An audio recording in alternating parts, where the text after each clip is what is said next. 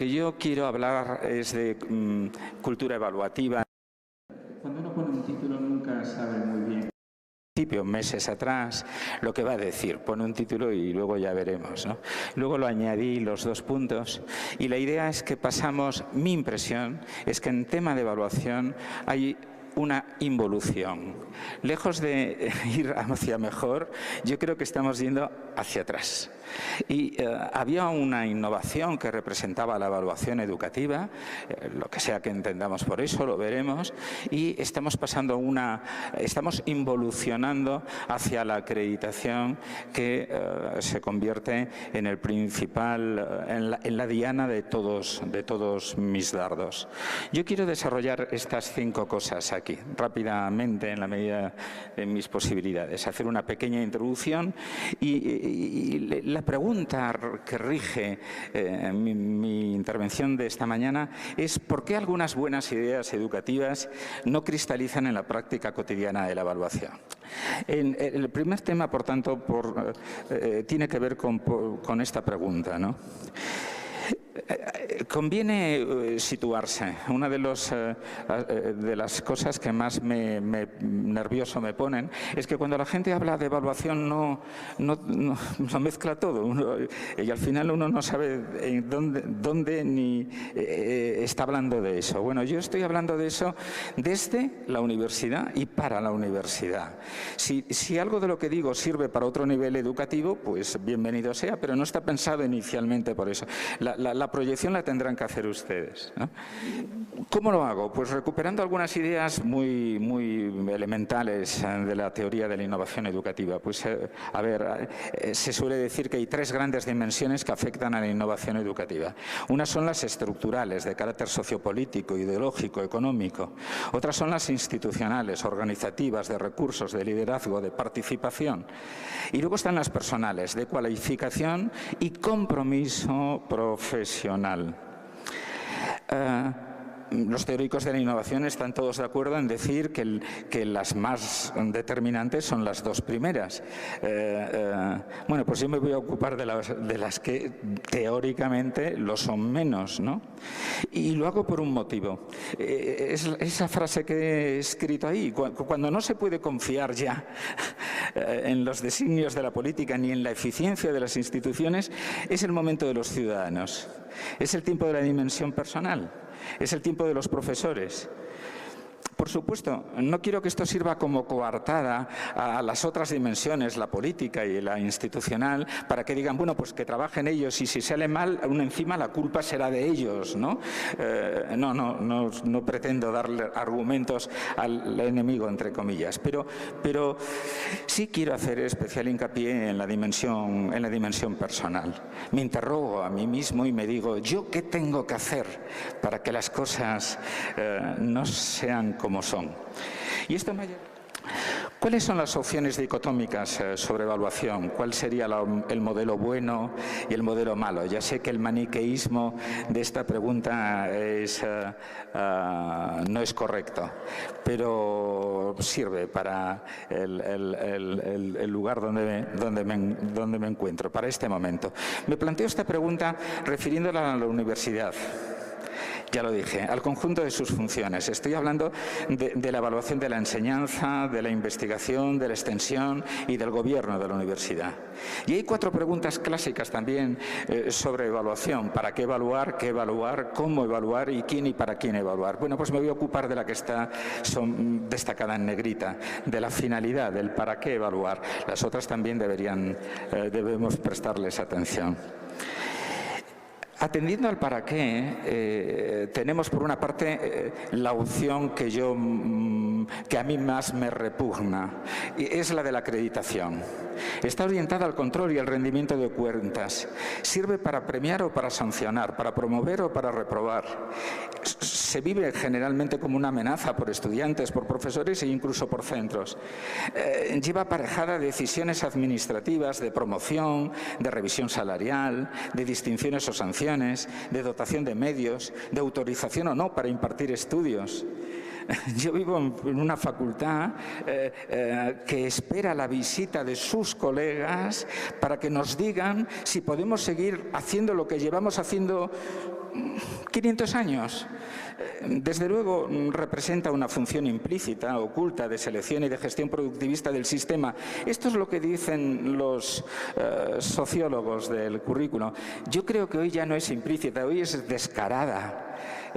Hoy es insultantemente explícita, ¿no? Y por supuesto impone una cierta homogeneización que afecta a la autonomía, y la autonomía es algo más que un concepto. Es también una manera de ser, de vivir, de estar en el mundo. Frente a esta cultura de la acreditación tenemos la opción buena. Sería la evaluación educativa, está orientada al desarrollo académico y personal de los estudiantes, profesional de los profesores, institucional de los centros. No son palabras, hay toda una larga literatura detrás de todos estos términos, ¿no? Y lo mejor es que la idea clave de todo este planteamiento es que sirve para ayudar a mejorar. Responde a una intención formativa que además incrementa la autonomía y contribuye a la mejora de la calidad del sistema en conjunto, porque detecta necesidades y dota de recursos, promueve la reflexión, procura alternativas de mejora de manera colaborativa. Lo colaborativo está en el extremo opuesto de lo competitivo. Y es en sí mismo una magnífica opción. Hay más preguntas que nos podemos plantear sobre la evaluación. En el caso de los estudiantes, si evaluamos solo el conocimiento declarativo o queremos evaluar el aprendizaje funcional que se deriva de él. Es decir, que aprendan cosas que recitan de memoria y que se olvidan enseguida, o que aprendan a utilizar el conocimiento en cualquier otro contexto, a proyectarlo, en definitiva, que lo comprendan. Y ya para los 3 niveles de los que me ocupo, estudiantes, profesores y centros, podemos plantearnos si se adopta un modelo de evaluación holístico o analítico. Es decir, si somos capaces de comprender que el todo es más que la suma de las partes. Es decir, que el árbol no nos impida ver el bosque. Si divergente o convergente hacia el pensamiento único que voy a denunciar. Atento o no a los resultados no buscados. Porque todos hacemos muchas cosas muy valiosas, pero como nadie las toma en consideración, caen en descrédito. También si la evaluación se muestra atenta y responsable ante las consecuencias que tiene sobre terceros, sobre centros, sobre profesores, sobre los estudiantes. La insensibilidad es tremenda en este sentido. No es que demos por bueno cualquier cosa por un motivo de caridad. No es eso. Es que tengamos la sensibilidad de transmitirlo, de trasladarlo, lo que pueda estar funcionando mal, de forma que estemos animando a la mejora, no hundiendo irremisiblemente en un hoyo a quienes son destinatarios de nuestros juicios. Por fin, la otra pregunta tendría que ver con cómo somos de coherentes con determinados fines, de manera que y que determinados valores no sean traicionados en nuestra práctica. Hay diferentes hipótesis explicativas de esto, no me voy a alargar. Me refiero básicamente al proceso de mercantilización que está sufriendo la universidad y que yo creo que está en la base de la cultura de la acreditación. Esa mercantilización de la universidad, yo la ubico, la sitúo en ese momento en que la universidad ha transformado su secular, de siglos, labor de extensión regida por el ideal altruista de difundir el conocimiento en una interesada venta de servicios. Nos están convirtiendo en contra de la voluntad de muchos de nosotros en mercaderes del conocimiento. Evidentemente tiene una razón. Quienes nos financian han dicho que no nos van a dar más y que si queremos sobrevivir tenemos que buscar recursos donde sea, y el asunto nos ha asustado tanto que nos hemos lanzado en esa dirección. El caso es que, como consecuencia de esa mercantilización, todo ha comenzado a ser mirado desde una perspectiva economicista, de rentabilidades inmediatas, que además se pueden medir. ¿Por qué hablamos de cultura y de qué cultura hablamos? para que se dé un cambio profundo y no un mero simulacro, para hacer efectivo un cambio educativo, para que la evaluación educativa que propugno realmente se instalase entre nosotros, es necesario un cambio de cultura, se dice. Es preciso contar con ciertas condiciones estructurales, institucionales y personales.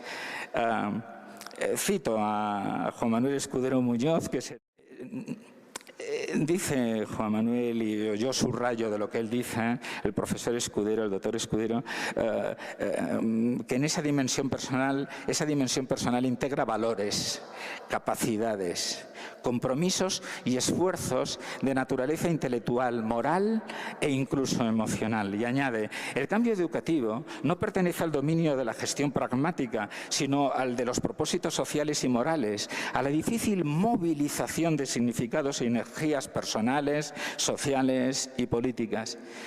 Por supuesto, el texto del que yo saco esto, profesor Escudero, contempla las tres dimensiones. Yo interesadamente subrayo la que me viene bien a mí aquí ahora, que hace especial énfasis en la dimensión personal.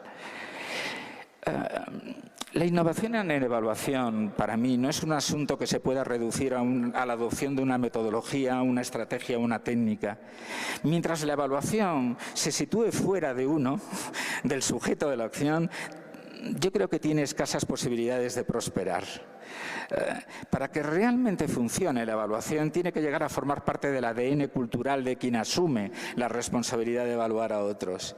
No es una estrategia, algo que puedo usar o dejar de usar, es un compromiso, es una manera de ser y de estar en el mundo. Lo dice el profesor Emilio Lledó, la cultura no solo forma parte de la vida, sino que es la propia vida. Y me voy a esta idea de la cultura performativa y la obsesión por los resultados.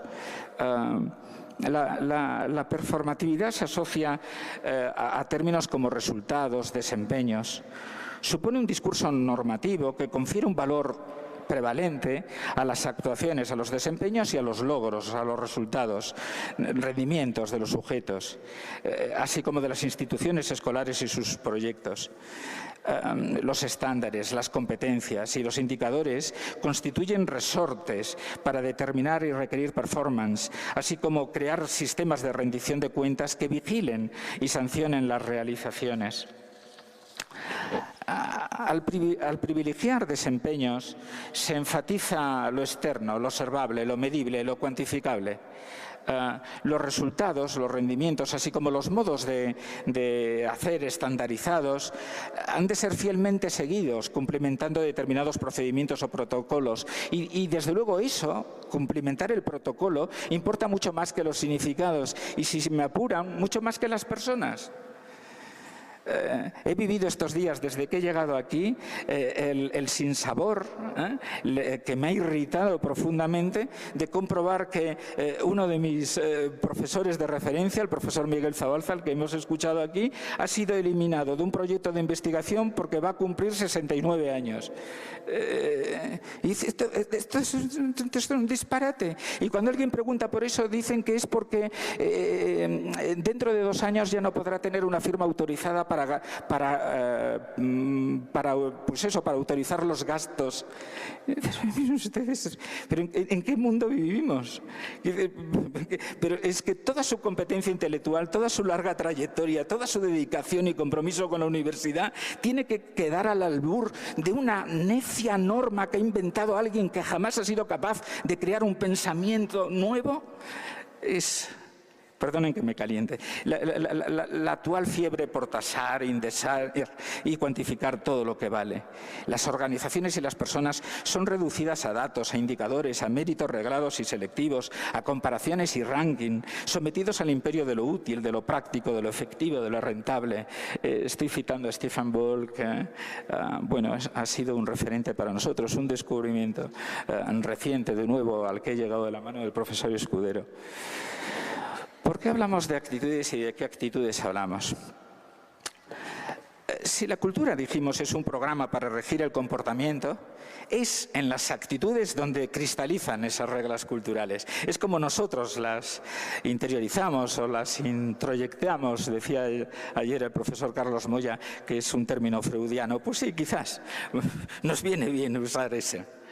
Porque las actitudes son un conjunto organizado de convicciones o creencias que predisponen favorablemente o no a actuar respecto a un objeto social. Por ejemplo, la evaluación. No voy a decir que todo lo que tiene que ver con la evaluación depende de nuestras actitudes, pero sí depende en una cierta medida. Pongamos que nuestras actitudes fueran las que yo deseo. Luego, efectivamente, las circunstancias nos pueden imponer sus condiciones. Pero no es lo mismo, ser cómplice del sistema, ser derrotado por el sistema, que ser humillado por el sistema. ¿Cómo explicar la complicidad del profesorado? Ya voy directamente a eso. Insisto que no quiero culpabilizarlo, pero sí quiero dar un aldabonazo en algunas conciencias, en la parte alícuota que nos corresponde, por pequeña que sea, pero por lo menos que esa la salvemos, a mi juicio. Lo que resulta extraordinario, dice Stephen Ball, es que no hay que ejercer mucha violencia sobre el profesorado universitario, porque la performatividad se inculca en el alma del trabajador. Los profesores, denuncia, seducidos por los discursos sobre la excelencia y el éxito, caen en la performatividad debido a la diligencia con la que intentan cumplir los nuevos imperativos de la competición y el logro de objetivos. Introyectan, por tanto, una racionalidad técnica más preocupada por cómo hacer lo que les dicen que haga que por reflexionar y posicionarse al respecto. Cuando leí esto por primera vez sentí algo parecido a lo que ayer nos decía el profesor Carlos Moya, que me movía algo debajo de los pies, que ahí estaba la pregunta. Bien es cierto que la había intuido desde hace algún tiempo antes, pero uno agradece mucho que otros la escriban por uno, ¿no? ¿Cómo explicar la complicidad del profesorado? He hablado de conformidad, de sumisión, de obediencia. Si uno acude a un texto clásico de Moscovici y de psicología social, nos explican lo que es eso. Cuando alguien cambia, modifica su posición en dirección de la posición de un grupo. No, yo tenía esta idea, yo hacía las cosas de este modo, pero bueno, voy a hacer lo que hacen todos los demás. Y es sumisión cuando ese cambio es del tipo de los que se hacen pues por salvar los papeles, mientras que uno pues menos mal mantiene el desacuerdo en privado. Bueno, esta es una forma de sobrevivir bajo las dictaduras. Podemos estar presos, pero nuestro pensamiento seguirá libre. Bueno, aún tiene un pase. A mí me parece mucho más horrible. Déjenme subrayarlo. Solo bajo regímenes dictatoriales, donde está en peligro nuestra propia integridad y supervivencia. No sé si ese es el caso de las universidades que habitamos, aunque puede haber algo parecido en lo que sienten algunos jóvenes que se incorporan ahora. O hago lo que me dicen o no tengo ninguna posibilidad de seguir aquí, y eso es muy duro. Porque yo entré en la universidad de la mano de profesores como el profesor Escudero también, que no me pusieron condiciones, que me dijeron, venga muchacho, tira para adelante a ver si das de ti, ¿no? Es otra historia. Obediencia, ¿no?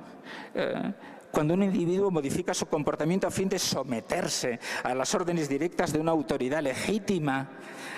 Nosotros tenemos una Agencia Nacional de Evaluación de la Calidad que es legítima, está en el Boletín Oficial del Estado. Claro, es legítima. La cuestión es si es moralmente sustentable lo que nos plantea. Un subordinado, es que me parece inaudito que un profesor universitario admita la condición de subordinado, porque no sé si crecí en el país de las maravillas de Alicia, pero a mí me hicieron creer que como profesor universitario mi deber era pensar por mí mismo y contar lo que pensaba y evidentemente hacerlo de una manera ordenada, organizada, articulada, etcétera, contrastada. Claro, lo más próximo al conocimiento científico, sin duda, pero no a callarme,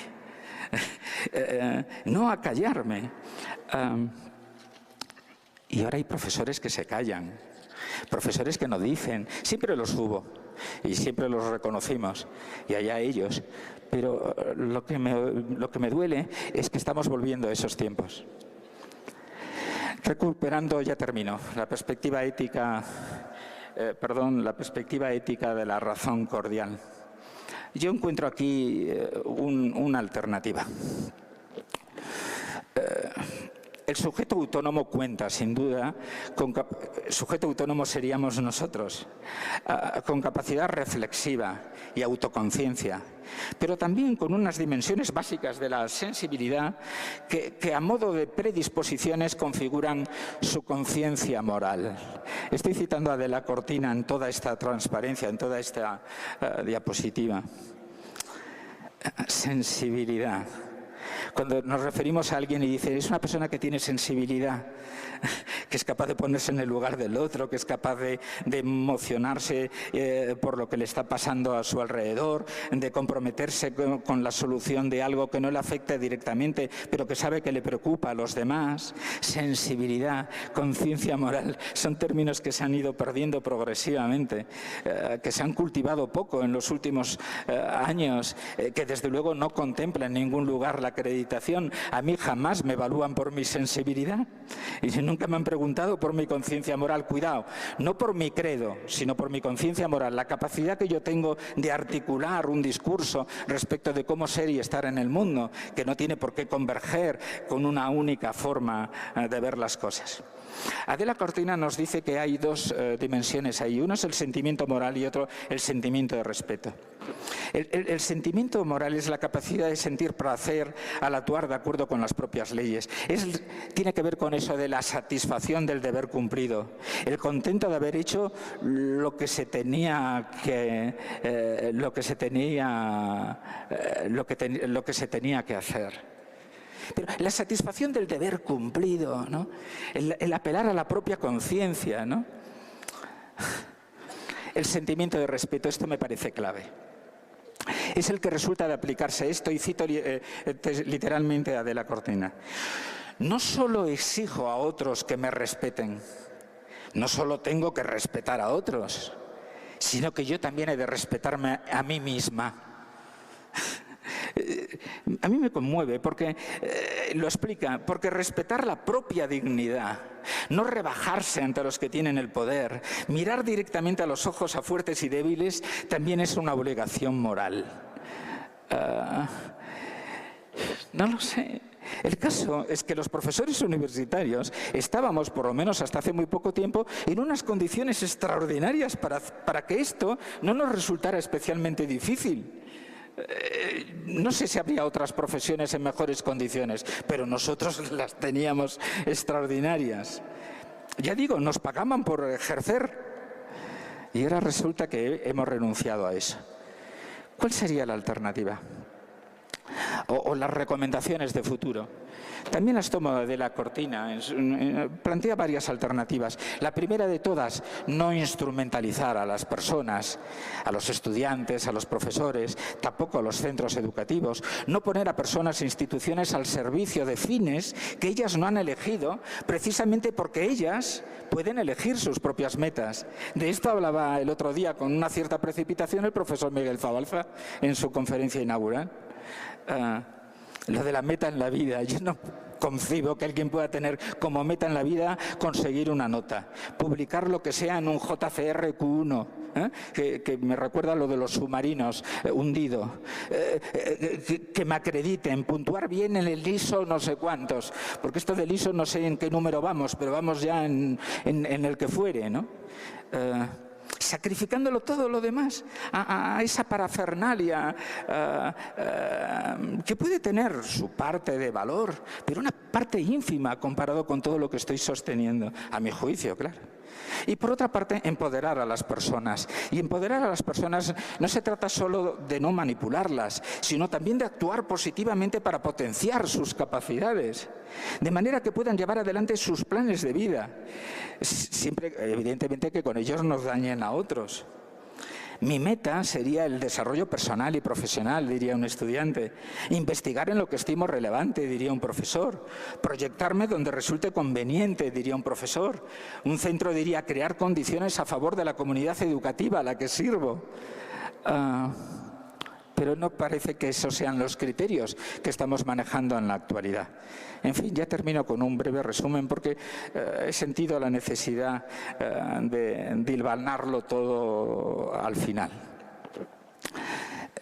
Si lo que he dicho es un disparate, pues el disparate se condensa en esta diapositiva. Y si tiene alguna lógica, alguna razón de ser, algún valor, pues también estará aquí en lo que se lee entre líneas, ¿no? Lo que vengo a plantear es que la evaluación educativa se confronta con la acreditación y que ahora mismo está ganando esta última y que causa estragos. Que la acreditación se erige en pensamiento hegemónico, y yo me pregunto por qué.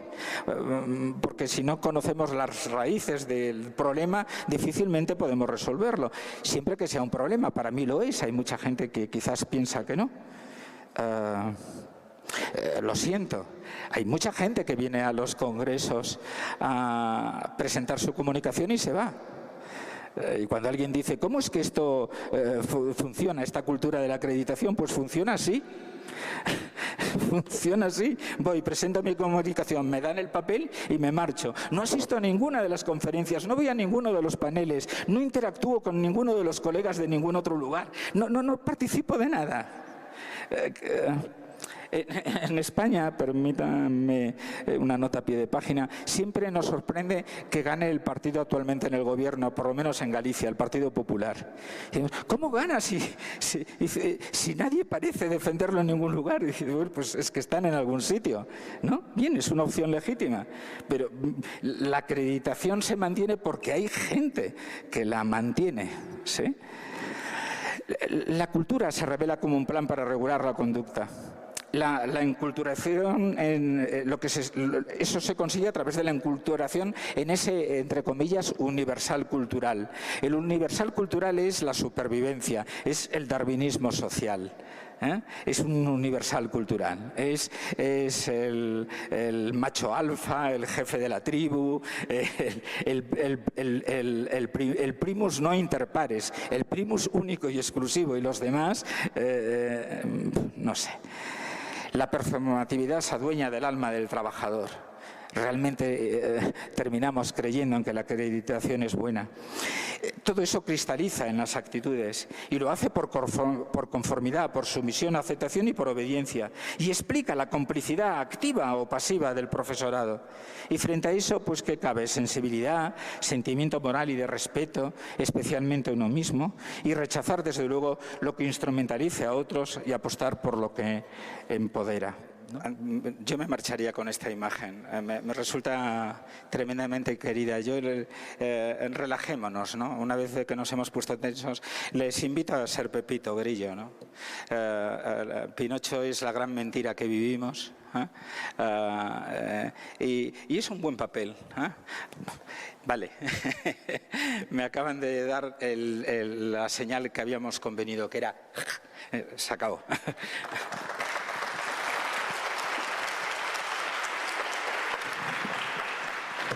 Pues agradecer al doctor Felipe Trillo por esta interesante charla y pues a nombre de la coordinación le hacemos entrega de un reconocimiento. Muchas